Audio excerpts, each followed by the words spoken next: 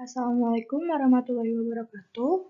Kembali lagi dengan saya, Lia Kirana dari kelas 6B dengan NPM 1810631000085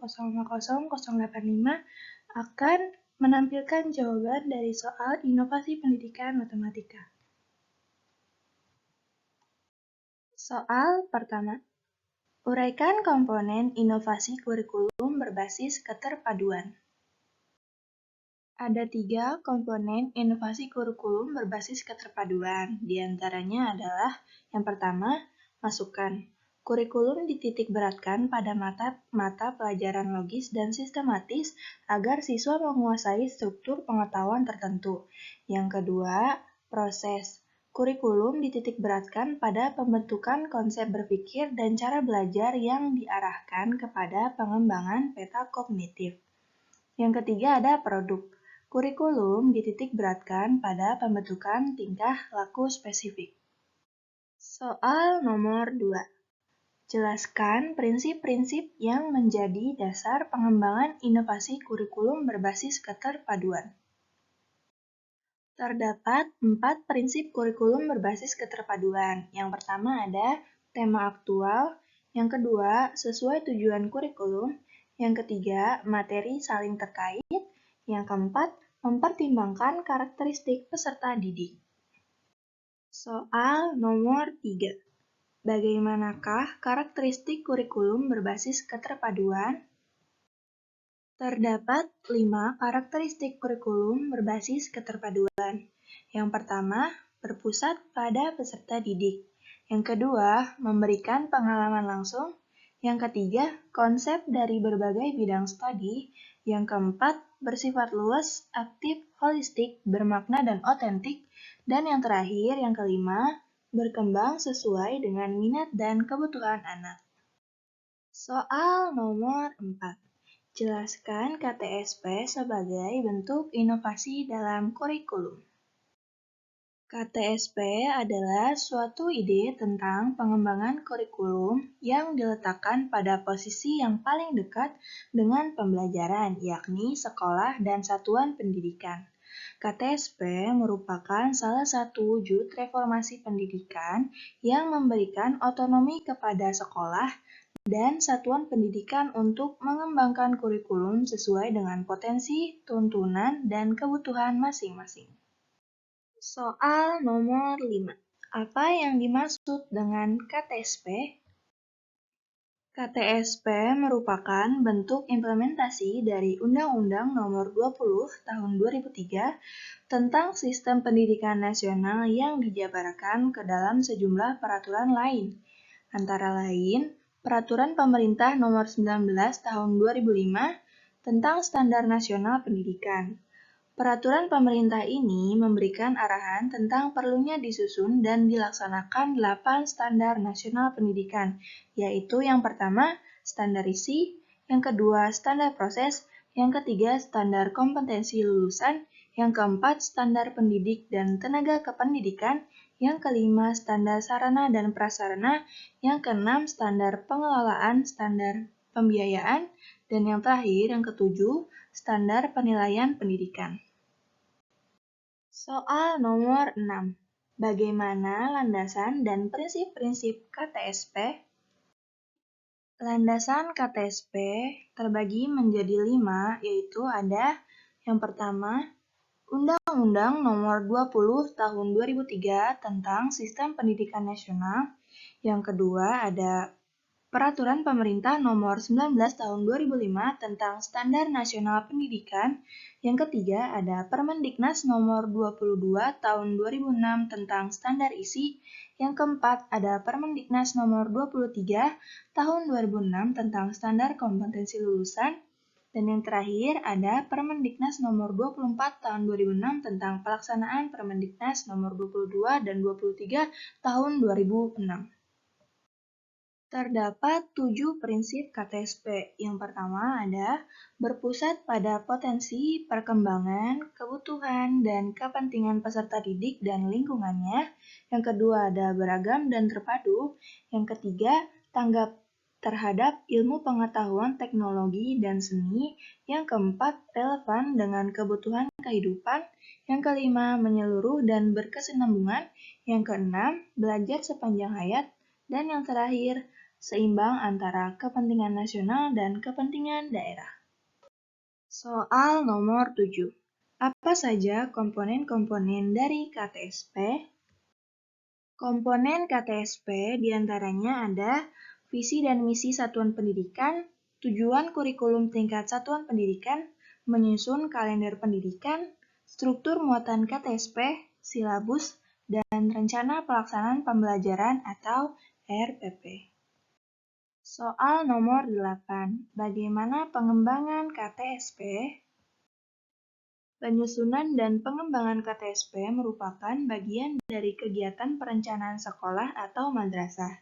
Kegiatan ini dapat berbentuk rapat kerja dan lokakarya sekolah dan kelompok sekolah yang diselenggarakan dalam jangka waktu sebelum tahun pelajaran baru. Tahap kegiatan penyusunan KTSP secara garis besar meliputi analisis sekolah, penyiapan dan penyusunan draft, review dan revisi, serta finalisasi pemantapan dan penilaian. Soal yang ke-9, jelaskan kurikulum 2013 sebagai bentuk inovasi dalam kurikulum. Pengembangan kurikulum 2013 menitik beratkan pada penyederhanaan, pendekatan tematik interaktif dilatar belakangi oleh permasalahan kurikulum 2006 yang arah konten kurikulum terlalu padat dengan banyaknya mata pelajaran. Kurikulum 2013 sebagai inovasi mempersiapkan peserta didik dalam menghadapi tantangan masa depan melalui pengetahuan, keterampilan sikap, dan keahlian untuk beradaptasi serta mampu bertahan hidup dalam lingkungan yang senantiasa berubah. Soal nomor 10. Bagaimana karakteristik kurikulum 2013 yang disempurnakan? Terdapat 7 karakteristik kurikulum 2013. Yang pertama ada kompetensi lulusan. Kompetensi lulusan ditekankan pada peningkatan dan keseimbangan soft skill dan hard skill yang meliputi aspek kompetensi sikap, keterampilan, dan pengetahuan. Yang kedua ada pendekatan isi. Untuk tingkat SD, kompetensi dikembangkan melalui tematik integratif dalam semua mata pelajaran. Untuk SMP dan SMA dikembangkan melalui pendekatan mata pelajaran, sementara SMK melalui pendekatan vokal atau keahlian. Yang ketiga ada kedudukan mata pelajaran. Kompetensi yang semula diturunkan dari mata pelajaran berubah menjadi mata pelajaran yang dikembangkan dari kompetensi. Yang keempat ada struktur kurikulum. Struktur kurikulum SD meliputi holistik berbasis sains. Kurikulum SMP meliputi TIK menjadi media semua mata pelajaran. Struktur kurikulum tingkat SMA meliputi perubahan sistem. Struktur kurikulum tingkat SMK meliputi penambahan jenis keahlian berdasarkan spektrum kebutuhan.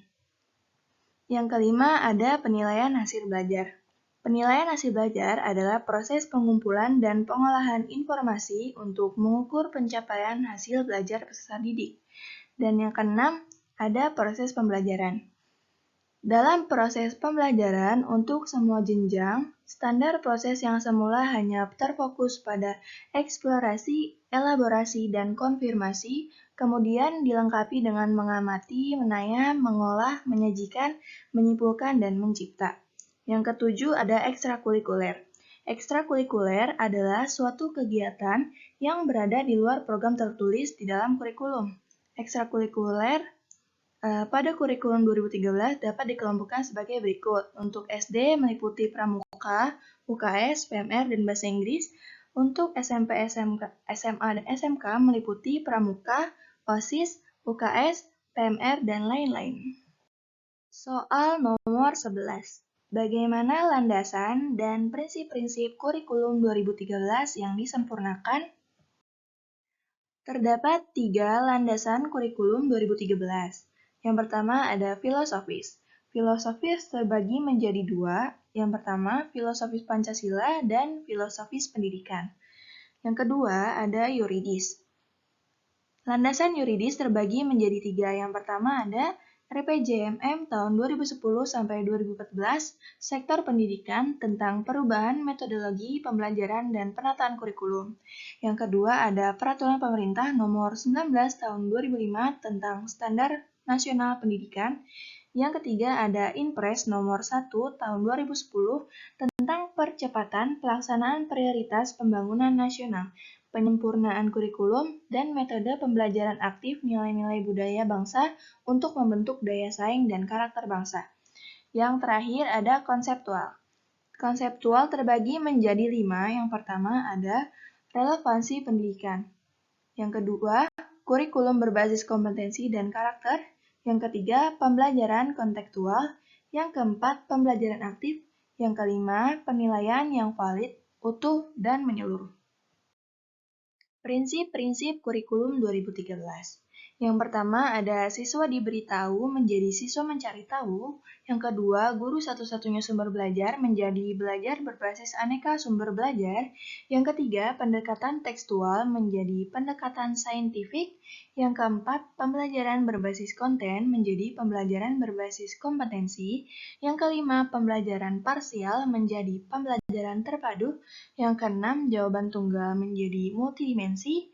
Yang ketujuh, pembelajaran verbalisme menjadi keterampilan aplikatif. Dan yang terakhir, peningkatan dan keseimbangan antara hard skill dan soft skill. Nomor 12. Apa saja komponen-komponen kurikulum 2013 yang disempurnakan? Komponen kurikulum 2013 terbagi menjadi 5. Yang pertama, tujuan. Yang kedua, materi. Yang ketiga, strategi pembelajaran. Yang keempat, organisasi kurikulum. Dan yang terakhir, evaluasi. Soal nomor 13. Bagaimana rasionalisasi kurikulum 2013 yang disempurnakan? Rasionalisasi kurikulum 2013 adalah usaha untuk meningkatkan sistem pendidikan yang ada di Indonesia. Usaha yang dilakukan untuk meningkatkan sistem pendidikan di Indonesia saat ini adalah perubahan mendasar pada kurikulum. Sekian penjabaran jawaban dari saya. Mohon maaf apabila terdapat banyak kesalahan. Terima kasih. Wassalamualaikum warahmatullahi wabarakatuh.